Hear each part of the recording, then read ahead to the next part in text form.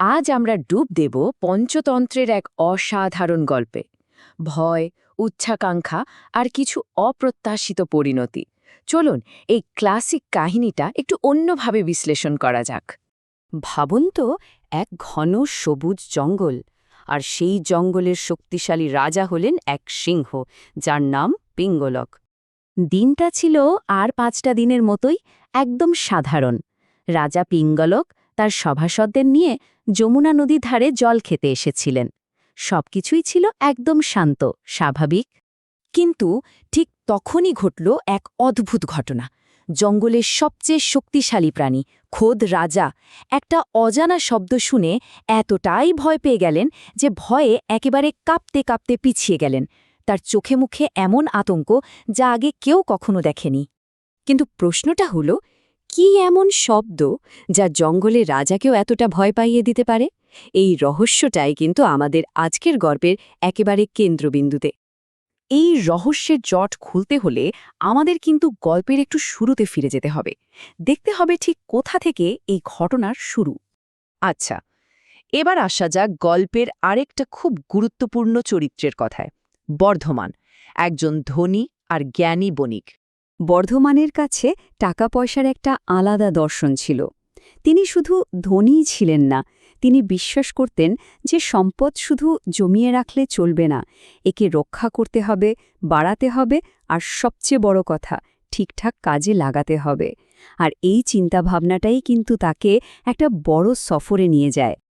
তো বর্ধমান পণ্যের নতুন বাজার খুঁজতে মথুরার দিকে রওনা হলেন। কিন্তু মাঝপথে যমুনা নদীর কাছে এক জঙ্গলে তার একটা বলদ, যার নাম ছিল সঞ্জীবক, সে অসুস্থ হয়ে পড়ে গেল। আর এখানেই গল্পের মোড়টা ঘুরে যায়। ভৃত্যরা বন্য জন্তুর ভয়া বলদটাকে ওখানেই ফেলে রেখে বর্ধমানকে গিয়ে মিথ্যে করে বলে যে বলদটা মারা গেছে। এবার ফোকাসটা একটু ঘোরানো যাক। কি হলো সেই বলদটার, সেই সঞ্জীবকের? তার ভাগ্যে কি ছিল? এখানেই তো আসল চমক।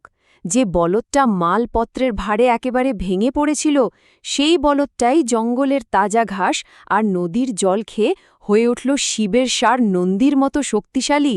ভাবা যায় কি অসাধারণ পরিবর্তন। আর এরপর সুস্থ আর শক্তিশালী হয়ে ওঠার পর সঞ্জীবক মনের আনন্দে সারা জঙ্গল ঘুরে বেড়াতে লাগল আর গলা ফাটিয়ে গর্জন করতে শুরু করল। আর হ্যাঁ, এতক্ষণে নিশ্চয় বোঝা যাচ্ছে সিংহের ভয়ের কারণটা আর কেউ নয়, এই বলদটাই। আচ্ছা, চলুন আবার ফিরে যাই সিংহের রাজসভায়। সেখানে তো তখন অন্য পরিস্থিতি।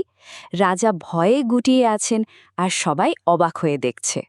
রাজার এই অদ্ভুত ব্যবহার দেখে তার 2 শিয়াল মন্ত্রী, করটক আর দমনক, তারা তো অবাক।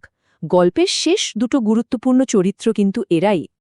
এই 2 মন্ত্রীর মধ্যে কিন্তু চিন্তাভাবনার বেশ অমিল। দমনক খুব কৌতূহলী। সে জানতে চায় কি এমন হলো যে আমাদের রাজা এভাবে ভয় পাচ্ছেন। অন্যদিকে করটক অনেক বেশি সাবধানী। সে দমনককে বলছে, আরে তুমি অকারণে এসবের মধ্যে নাক গলাচ্ছ কেন? দমনকের এই কৌতূহল দেখে করটক তাকে থামানোর জন্য একটা গল্প বলতে শুরু করে, একটা সতর্কতামূলক গল্প। করটক সরাসরি দমনককে জিজ্ঞেস করে, তুমি কি সেই বানরের গল্পটা শোনোনি, যে না বুঝে একটা গাছের গুড়ি থেকে কিলোক বের করতে গিয়েছিল? দেখুন, গল্পের ভেতরে আর একটা গল্পের শুরু। পঞ্চতন্ত্রের এটা একটা দারুণ কৌশল। আর এখানেই আমাদের আজকের আলোচনা শেষ হচ্ছে, একটা বড় প্রশ্ন রেখে। কোনটা ঠিক, করটকের মতো সতর্ক থাকা আর নিজের কাজে মন দেওয়া, নাকি দমনকের মতো ঝুঁকি নিয়ে হলেও আসল সত্যিটা খুঁজে বের করা? প্রশ্নটা কিন্তু ভাবার মতো।